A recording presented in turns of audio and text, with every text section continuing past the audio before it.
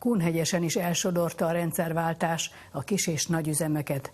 Az egyik bezárásra ítélt húsüzemet 3 testvér vásárolta meg. Az elmúlt 2 évtized piaci versenyében úgy állta meg helyét, hogy csak jót és hazait készített. Az üzem ma már a település legnagyobb munkáltatója, sőt a szakképzésben is részt vesz.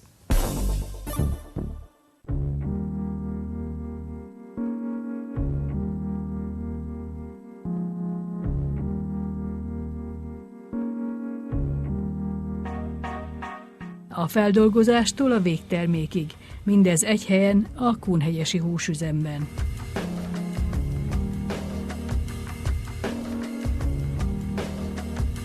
Napi 4-450 darab sertést vágunk, kb. 50%-át feldolgozzuk, 50%-át nyers állapotba tőkehús, bontott hús formájában adjuk, értékesítjük.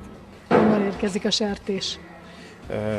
Magyarországi sertéstelepekről, a környező településeken lévő hízladákkal van szerződésünk, és van itt hozzuk.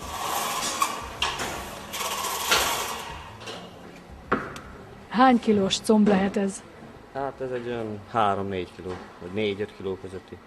Egy hentes azért ugye látja, hogy mivel táplálták ezt a sertést. Ez elég jó táplált sertés volt, igen. Jó a hús minősége és minden. Ez inkább száraznak vagy zsírosnak számít? Hát olyan közepes, de inkább jó húsos inkább. Hát akkor nem csak kukoricát kapott, hanem nyilván egyéb szemes takarmányt is. Nem, kapott mást is, igen. Hány perc alatt végez egy combbal? Hát egy olyan 45-50 másodperc körülbelül. Tehát ugye a csontot kiszedi, és akkor a színhúst azt már más fogja feldolgozni? Igen. Kiszedjük a csontot, felrakjuk a szalagra, és a szalag végén ott ládázzák meg, csinosítanak rajta. Hát így megy ez. Reggel a szalonna megmunkálással kezdünk, majd utána a sertés darabolás, illetve délután, hogyha úgy van, még akkor darabolatokat csontozunk, hogy a piaci igényeket kielégítsük. Ez most melyik része? Ez a lapocka, a sertésnek a lapockája. Csak a zsíros részt szedi le, vagy föl is darabolja? Igen, csak a zsíros részt egészbe hagyom a lapockát. Ez most túl zsírosnak számít, vagy elfogadható? Ez elfogadható. Hol tanulta a szakmát itt, vagy azért volt másfajta képzés is? Én Nagykőrösön tanultam a szakmát és Cegléden. És utána kerültem ide, és azóta itt vagyok. Egész sok fiatal embert látok itt, azért itt ez megbízható munkahelynek számít. Igen, pontosan ezért vannak a fiatalok is, mert aki komolyan gondolja, akkor ide jön dolgozni, mert elég rugalmas, dinamikus munkahely. A húsüzem 150 embernek ad munkát, köztük igen sok fiatalnak. Saját képzés folyik, a legjavát próbáljuk megtartani magunknak, nagyon jó szakemberek. Én már eldöntöttem régebben, hogy hentes szeretnék lenni. Sikerült is. Az egyik legnagyobb munkáltató mi vagyunk. Hány fős a település? 9000 lakosú a település, és szerintem a foglalkoztatottság azért itt nem annyira rossz, mint a környező településeken. Csak helybeliek vannak, vagy a környékről is járnak be? Zömmel helybeliek, de természetesen a környező településekről, Madaras, Szőlős, Kenderes, innét is vannak henteseink. Ezt az üzemet a rendszerváltás után Szegedi Sándor alapította a testvéreivel. 22 éve alapítottuk a céget, 1998-ban vásároltuk meg magánszemélyektől, és azóta itt vagyunk és csináljuk. Ez egy teljesen új üzem, 7200 négyzetméteren termelnek. Az volt a cél, hogy ebből az üzemből üzemet csináljunk. Mindenképpen olyan terméket szerettem volna adni, amit az én gyermekem is jó érzéssel, jó étvággyal fogyaszt el otthon is, és ilyet is gyártunk.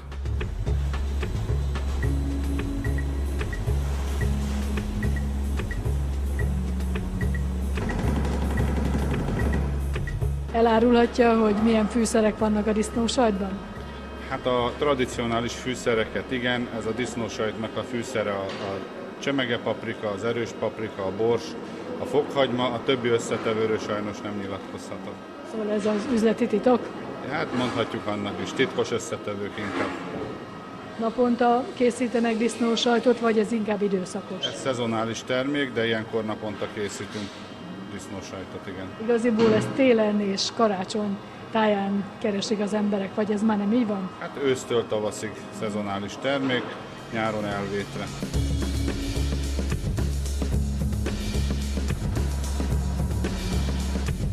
Itt pedig kolbászt készítenek. Tradicionális fűszerei a bors, a fokhagyma, a paprika, a csípős paprika, a többi összetevő az itt is egyedi és gyártólag alapján. Biztosan meg szoktak kóstolni.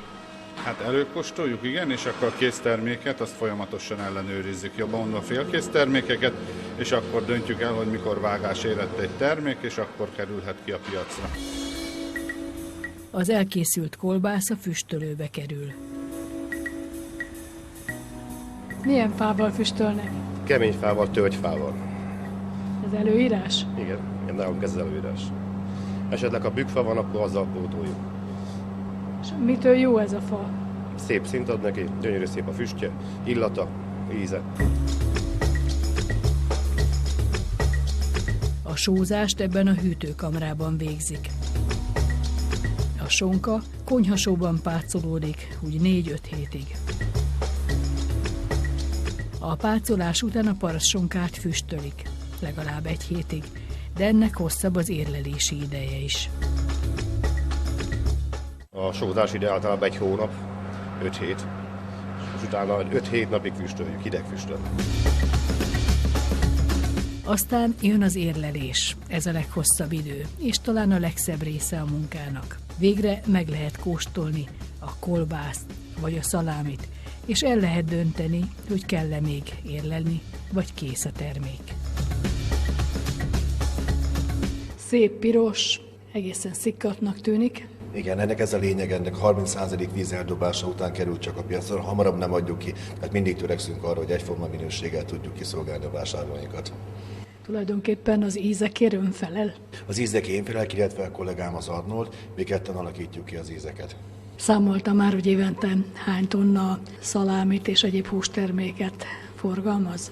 Hát a szalámiban ott tartunk már, hogy heti szinten 8 tonnát gyártunk, ez most megint emelkedni fog, újabb szalámi termékeket vezettünk be a piacra, amit nagyon-nagyon ízlett a közönségnek, úgyhogy a heti 8 tonnát most szeretnénk felemelni 10-12 tonnára. Szegedi Zsolt ma már úgy érzi, érdemes volt megvenni a rendszerváltás idején bezárásra ítélt üzemet. Legelejétől részt vettem ebben az üzemnek a fejlődésében. 98-ban 27 emberrel kezdtük, csak ezt kell figyelembe venni, egy 900 négyzetméteres üzembe, most vagyunk több mint 400-an alkalmazásban a cégnél, és egy 12 000 négyzetméteres üzembe dolgozunk. Meghatározói vagyunk a környék iparának, gyakorlatilag az egyik legnagyobbak lettünk a megyébe.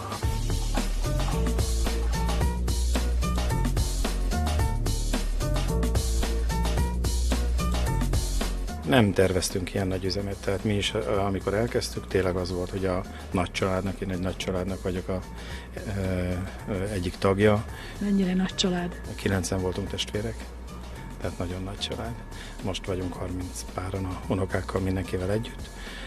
Az volt a cél, hogy tényleg a nagy családnak teremtsünk megfelelő körülmények között munkát, megélhetést, de a termékeink, a minőségük véget, az ízük véget egyre népszerűbbek lettek az országban, és ugye így be tudtunk vonni külső munkatársakat is. Elkezdtük a képzést, utána elkezdtük a termékfejlesztést, az üzemnek a korszerűsítését, és a beruházásokkal már ezt értük el, hogy azért egy közel 7 milliárdos forgalommal megyünk és dolgozunk. Ezen a telephelyen így fogalmaznék helyesen, még 160-170 ember dolgozik, de ugye van több telephelyünk is, ugye benne vagyunk a sertéságazatban is egy picit, és azt gondolom, hogy abba az irányba szeretnénk a közeljövőbe még egy nagyobbat lépni, hogy az alapanyag 50%-át magunknak tudjuk előállítani, és a másik 50%-át fölvenni a szabad piacról.